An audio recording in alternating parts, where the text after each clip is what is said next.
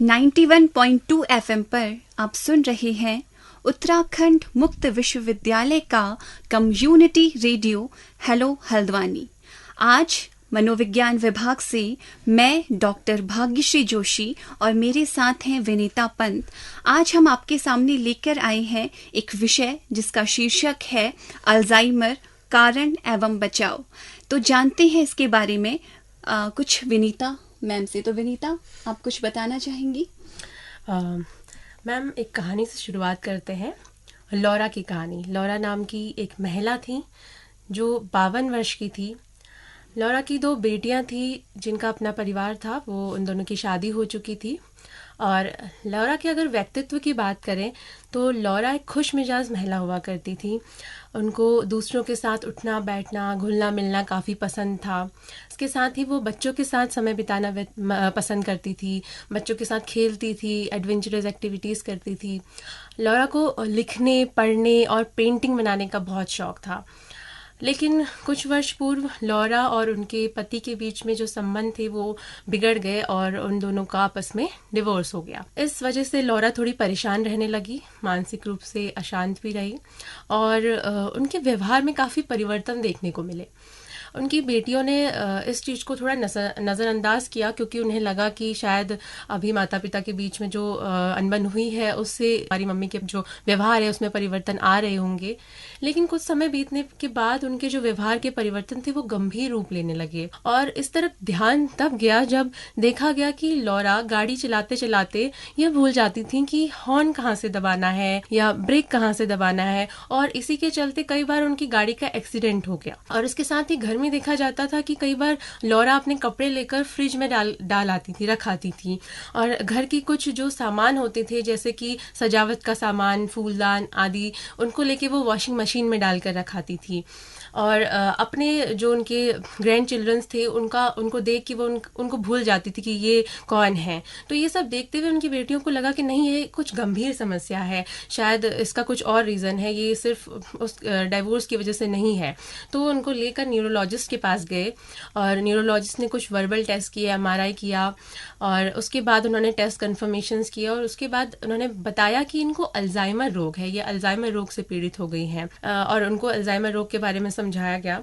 तो लौरा की जो बेटियां थी वो काफ़ी दुखी हुई, लौरा को भी काफ़ी शौक लगा, वो भी परेशान हुई कि मुझे क्या हो गया है। लेकिन उनकी दवाइयाँ चलना शुरू हुई, परंतु धीरे धीरे लौरा का जो व्यवहार था वो और गंभीर रूप लेता जा रहा था। देखा जा रहा था कि वो बहुत जल्दी अपना लिखने, पढ़ने और जो उनकी पेंटिंग बनाने की क्षमता थी उसको भी भूल गई वो धीरे धीरे। और लौरा बहुत दुखी हो जाती थी, कभी कभी वो अपनी बेटी के सामने बैठकर रोती थी कि काश मैं पेंटिंग फिर से बना पाती, मुझे पेंटिंग बनाने का बहुत मन कर रहा है, लेकिन वो भूल चुकी थी। तो देखा हमने कि किस तरह से लौरा की जो ज़िंदगी थी, उसकी जो दिनचर्या थी वो तबाह हो गई, या उसमें इतना अव्यवस्थित हो गई उनकी दिनचर्या कि वो परेशान हो चुकी थी। तो अल्जाइमर नाम का जो रोग है ये किस तरीके से हमारी दिनचर्या को अव्यवस्थित कर सकता है, हमारी ज़िंदगी को बर्बाद कर सकता है। भाग्यश्री मैम, आप कुछ बताएंगे इसके बारे में? हाँ जी विनीता, अगर आमतौर पे देखा जाए तो वृद्धावस्था आते आते कई संज्ञानात्मक समस्याएं किसी वृद्ध को होने लगती हैं, जिनमें से एक है स्मृति। वृद्धावस्था की जो ये समस्याएं हैं सामान्य कारणों से भी उत्पन्न हो सकती हैं और जो वृद्ध व्यक्ति होता है उसमें देखी जाती हैं, परंतु कई बार जो मस्तिष्कीय घाव होते हैं या अन्य दुष्क्रिया यानी कि डिसफंक्शंस के चलते भी वृद्धों में कुछ संज्ञानात्मक विकृतियां उत्पन्न हो जाती हैं, जिसके लिए जो मनोचिकित्सकीय देखरेख है उसकी जरूरत होती है। परंतु शुरुआती स्तर पर कई बार इन्हें हम लोग क्या सोचते हैं, आम वृद्धावस्था की समस्या मानकर इन समस्याओं को नजरअंदाज कर देते हैं और ये समस्याएं आगे चलकर गंभीर रूप धारण कर लेती हैं। जैसा कि अभी आपने लौरा की कहानी में बताया था कि उनको पेंटिंग करना बहुत पसंद था, लेकिन वो पेंटिंग करना भूल गई। सामान्य तौर पे कार की चाबी को रखकर भूल जाना या न्यूज़पेपर को रखकर भूल जाना, किसी किताब को रखकर भूल जाना, ये आम भूलने की समस्या है जो वृद्धावस्था में हो सकती है। लेकिन यदि आपके पास कार की चाबी है और आप कार में बैठे और आपको समझ में नहीं आ रहा है कि कार को कैसे चलाया जाए, आप कार चलाना भूल गए हैं, आपके सामने न्यूज़पेपर है लेकिन आप समझ नहीं पा रहे हैं उसे कैसे पढ़ना है या किसी पुस्तक को कैसे पढ़ना है, आप उसे नहीं पढ़ पा रहे हैं, तो ये एक गंभीर समस्या है।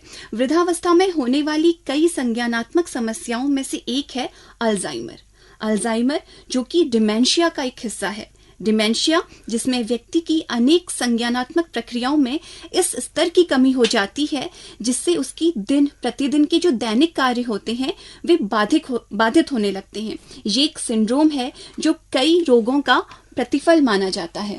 बिल्कुल मैम, अल्जाइमर जो रोग है वो एक भूलने की समस्या से जुड़ा हुआ रोग है। इस रोग की पहचान का जो हम श्रेय देते हैं वो जर्मन न्यूरोलॉजिस्ट अलोइस अल्जाइमर को जाता है। उन्होंने 1907 में इसकी पहचान की थी।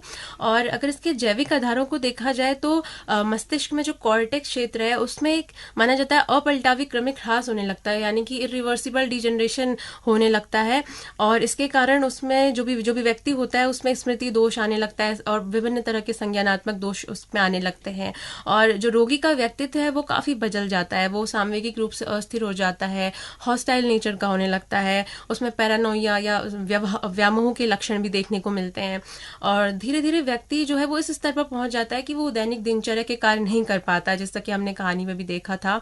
वो भोजन नहीं कर पा रहा है, कपड़े नहीं पहन पा रहा है, उसको अपनी हाइजीन मेंटेन करने का ध्यान नहीं है और इस तरीके से वो परेशान है। अब ये जो अल्जाइमर है ये कई चरणों से होकर गुजरता है। शुरुआती जो चरण है, प्रथम चरण यानी उसमें व्यक्ति जो होता है उसको बस थोड़ा सा महसूस होता है कि उसकी स्मृति में कुछ विकार आ रहा है, यानी कि उसे याददाश्त की समस्या हो रही है। जैसे कि कई बार बोलते बोलते कोई शब्द उसको बिल्कुल ध्यान नहीं आता है, सेंटेंस नहीं बना पाता है वो, या फिर किसी का नाम बहुत याद करने पर भी उसे नहीं याद आ रहा होता है और कुछ पड़ी हुई बातों को भूल जाता है या किसी सामान को रखकर भूल जाता है। इस तरह की चीजें जो है मिलती हैं। लेकिन आमतौर पर इस स्टेज में लोग इसको नजरअंदाज कर देते हैं क्योंकि उम्र के साथ भूलने की आदत या आजकल के समय में भूलने की आदत है, ये समझकर उसको नजरअंदाज यूजुअली कर दिया जाता है। जो उसका द्वितीय चरण होता है इसमें थोड़ी सी समस्या गंभीर होने लगती है। जैसे कि व्यक्ति जो होता है कई बार अपने बारे में भूल जाता है, अपने इतिहास, व्यक्तिगत इतिहास को भूल जाता है, अपने साथ हुई कुछ घटनाओं को भूल जाता है और कई बार वो जहाँ पे उपस्थित होता है ना वो उस जगह को भी भूल जाता है कि मैं कहाँ पे हूँ, आज कौन सा दिन है, मेरा मोबाइल नंबर क्या है, मेरा पता क्या है, ये सब चीजें उसके साथ होने लगती है। और जो इसका तृतीय चरण या अंतिम चरण होता है उस स्टेज में आते आते व्यक्ति को इतनी गंभीर संज्ञानात्मक समस्याएं हो जाती है कि वो जैसा कि पहले ही बताया था कि अपनी दैनिक दिनचर्या की जो चीजें होती है, अपनी हाइजीन मेंटेन करना, चलना, खाना पीना, ये सब भी उसका डिस्टर्ब होने लगता है। वो अपनी जो स्किल्स होती हैं आज तक जो उसने अर्जित की थी उनको भूलने लगता है। जैसे कि अगर वो कोई डांसिंग वगैरह से जुड़ा हुआ व्यक्ति था तो डांस कैसे करना ये भूल गया, पेंटिंग बनाना भूल गया, लिखना वो भूल गया। इस तरह की आदतें उसकी लॉस होने लगती है और वो किसी दूसरों के ऊपर निर्भर रहने लगता है। उसे किसी केयर वाले व्यक्ति यानी कि टेक केयरर की जरूरत होने लगती है और इसके साथ ही मनोचिकित्सक की सलाह की जरूरत होती है। भाग्यश्री मैम, इसके कुछ कारण और बचाव आप बताना चाहेंगे? बिल्कुल विनीता, अब हम बात करेंगे इसके लक्षणों की। तो यदि बात की जाए अल्जाइमर के लक्षणों की तो उसमें सोचने की क्षमता में कमी आना, याददाश्त का खोना, संवाद में समस्या इसके आम लक्षण हैं। इसके अतिरिक्त चीजों को खो देना, समय का ध्यान नहीं रहना, मनोदशा व व्यक्तित्व में परिवर्तन, भाषा की समस्या, पढ़ने लिखने की समस्या, अनुचित क्रोध आना, वहम, भ्रम, संदेह एवं चिड़चिड़ापन होना। इसके अतिरिक्त गंभीर लक्षणों में वजन का घटना, दौरे पड़ना, मूत्राशय और आंत में नियंत्रण का न रहना, निगलने में कठिनाई, ये कुछ लक्षण हैं जो अल्जाइमर में देखे जाते हैं। यदि अब हम बात करें अल्जाइमर के कारणों की तो सबसे प्रमुख है इसमें सिर में चोट का लगना। इसके अतिरिक्त अनुवांशिकी इसका बहुत बड़ा कारण होता है। जो हमारे क्रोमोसोम्स होते हैं जिसमें पहला, 14वां, 19वां और 21वां जो हमारा क्रोमोसोम होता है उसमें कई बार कुछ असामान्य जीन्स हैं, वो एक ऐसे प्रोटीन को पैदा करते हैं जिससे व्यक्ति में संज्ञानात्मक कमी उत्पन्न होने लगती है।